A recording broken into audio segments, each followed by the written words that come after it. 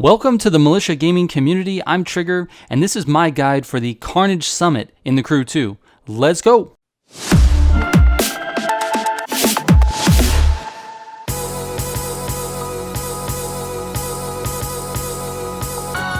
The idea behind these summit guides is to prepare you to earn platinum rewards every single week.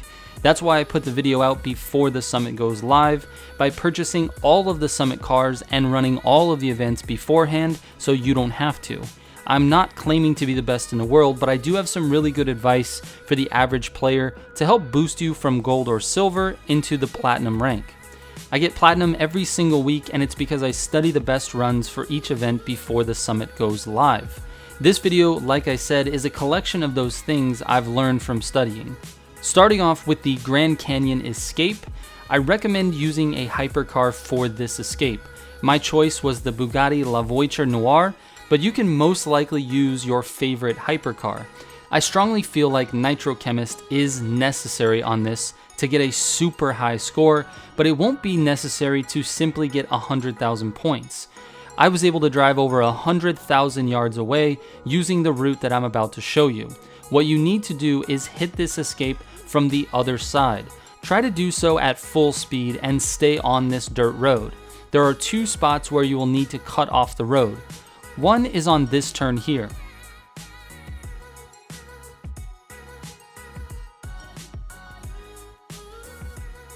And the other one is shortly after that. You'll want to nos up this hill and towards the road on the other side. Mark my words, if you can get to this road, you will get a ridiculous score on this event. If you can get close to the road, you will still get a decent score, but it won't be in the top 10 or 20. Once you hit the road, just keep the circle at your back while taking mostly highways. The key to this escape is getting through those dirt roads as fast as you possibly can. Run that course over and over again until you can get yourself to the road. And once you get to the road, you're going to be gone. That circle's not running as fast as you can drive in your hypercar. So you'll put a lot of distance between you and the zone if you can get to that road. And that's really it for this escape. Here are my Bugatti Pro settings. Next up is the Grand Canyon low altitude skill with no plane restriction. I will be using the Extra 330 SC because it's my fastest plane, and even though it's not fully upgraded, I think this will be the best option for me. The world record path is obviously much cleaner than the video that you're seeing, but basically you follow this canyon and make your way to the body of water that's on the left. Then just stay as low as possible. My score on this isn't as bad as it looks because if I had a set of score breaker parts, I would have gotten around 26,000 points, which would have put me somewhere around the top 40 in the world. Now that's pretty good for a pretty terrible path. I mean, if you look at how many mistakes I made on this run, I really could have run this a lot cleaner, and with practice I will. I'm still using the default pro settings for this 330. I find that this is the best way for me to control it, so let's move on. Next up, the Dairyland buoy smashing event with no restriction. On this event, you need to hit as many points buoys as possible without touching any of the red buoys that take away your multiplier. Take notice of the route that I take, as this is exactly the route of the world record holder. I'm using the 1414 Demon as it has a very wide body and turns fairly good. With this route, I managed to score 23,000 points without score breaker. Had I had a set of score breaker parts, which doubles the points for the event, I would have scored approximately 46,000, which would have put me in second place in the world. If you have score breaker, obviously put them on, but also make sure that you have the affix stat skilled. This will also increase your score, so as many skilled parts as possible. Speed is not a factor on this particular event, so you want to have skilled. If you have to drop to a lower tier part in order to have skilled as your affix stat, then do that. My pro settings for the 1414 Demon are like this.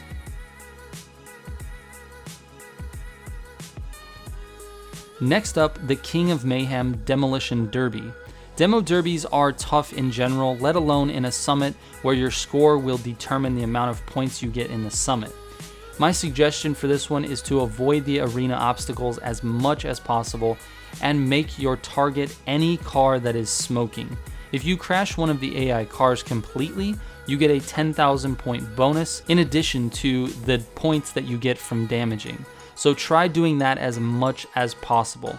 If you can snag the repairs, the bonus points, and the extra damage boosts throughout the event, you will not only be at an advantage because you have those boosts, but you will also be taking them away from the AI drivers.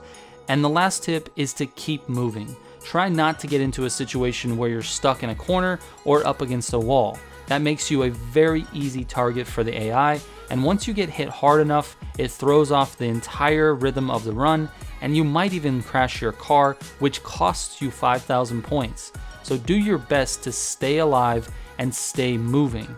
A really good goal for this event, I would say, is 100,000 points. Anything over that is a very good score, and the world record is somewhere around 300,000 points on Xbox.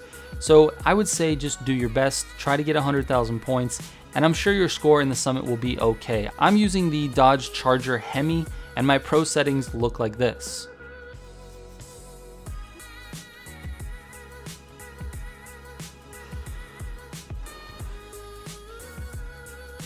Next up is the American Petrol Rallycross race using the Challenger SRT8 392. This race is very straightforward, but there are a couple of things that you need to know about rallycross cars in general. The steering is slightly delayed, which means you start the turn before you get to it. Also, if you tap the brake and turn at the same time and then smash the gas through the turn, you'll notice the body of the car swing out a little easier and then follow you through the turn. Sometimes if you do this going too fast, you'll actually start to drift, so be careful of your speed entering corners. I can run a 154 on this race with the SRT8, which is plenty fast enough for the summit. You want to shoot for anything under 2 minutes to be safe for this summit. My pro settings for the SRT8 392 are like this.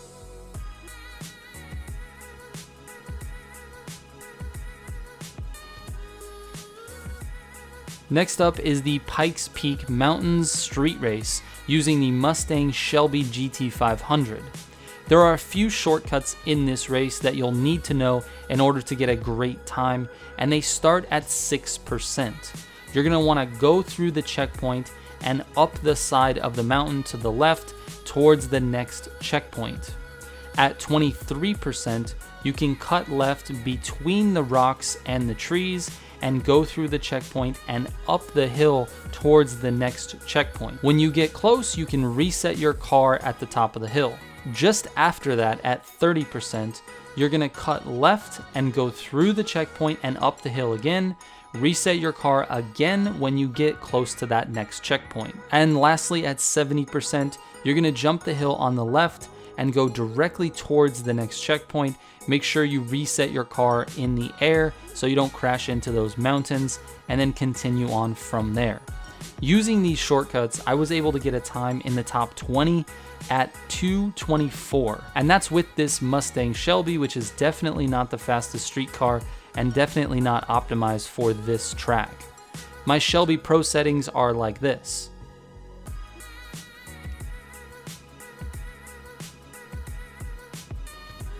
The next event is called the Giants Everyzon track, but it's a crossover event and you will be forced to use a street vehicle that they have not named yet. Your time on this will be determined by how well you take these corners. This track isn't tricky, but some skill will likely play the biggest role. Since I don't have a specific car to talk about, I can't recommend any pro settings. If the summit allows it, bring your Nitrochemist parts to the car you are supposed to use and do your best. I'm sorry, I wish I had more advice for you on this event.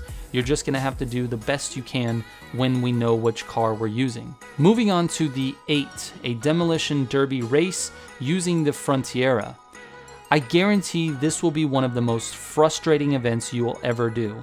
It takes a lot of skill and a lot of luck to get through the middle without being crashed for an entire race. It took me 40 attempts to get through it with a decent time, and I think I can still improve that. The key to this is taking the banked turns on the wood and then cutting down just before the end of the turn so that you exit the turn with a ton of speed. This is easier said than done though, because the demolition cars are very difficult to control.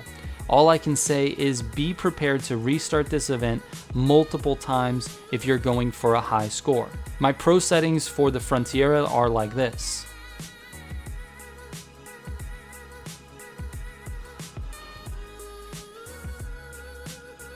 And the last event of the summit is the monster truck race called Wreck and Havoc using the H1 Alpha.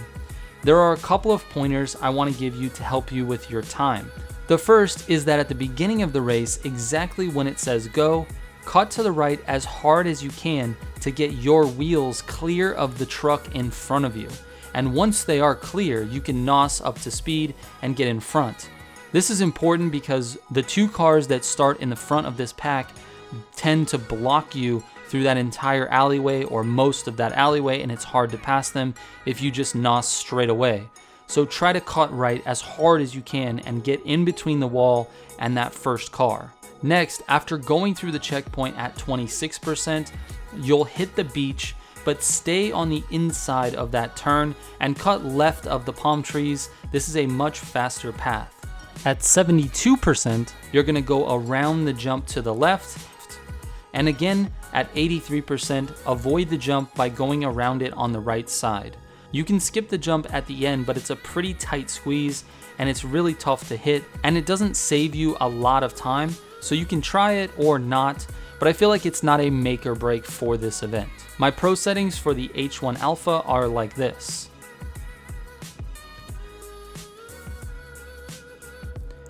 And that's it for this one, guys. If you have any questions, don't forget you can hit me up on Instagram or Twitter. My DMs are always open. Thank you so much for watching. Shout out to all the Militia subs. I'll catch you guys on the next one. Trigger out.